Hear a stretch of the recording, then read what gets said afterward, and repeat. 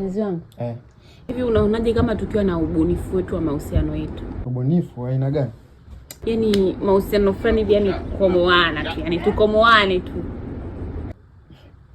Utaweza? Sikubali huu mtego. Mbona nakwambia hivyo? Ina maana mimi naweza. Unajua nataka iweje? Atakayeshinda hiyo mikomoo hiyo. Ndio yani ukishindwa mimi nakupa hela kula wewe. Umejipanga yani. Nakupa hela kula, nalipa umeme, nalipa kodi. Nikikushinda wewe unafanya hivyo vitu ambavyo naviongea hapa. Inaanza lini? Sasa hivi bana. Una uhakika utaweza?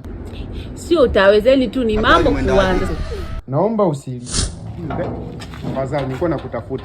Wewe nilikukataza kuacha mlango wazi. Umeona wameiba TV sasa. Na TV ya kuibia nani bwana? Mimi nimeuza bwana. Umeuza TV nchi 55. Sasa nifanyaje? Shoga yangu ana shughuli, hela sina, nifanyaje? Hapa ndio nimetoka kulipa deni. Tunakomoana kwa TV nchi 55. Nini wewe bwana? Tumekubaliana tunakomoana au? Kisha bahatisha kubaliana tunakomoana tena unakuja. Karibu sana. Mpenzi wangu.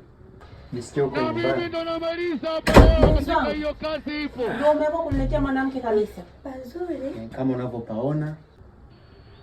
Kazi Wewe tumekubaliana kwamba tufanye mashindano, kwa ndio umeanza kuja na wanawake. Leo hata tujamaliza kwamba huyo ni mchepuko wako, si ndio? Sasa hakuna haja ya kujificha ficha. Nisikie uko nyumbani. Asante. Unafanya nini? Toka nje. Nikatajia mashindano. Kweli jamani. Toka nje.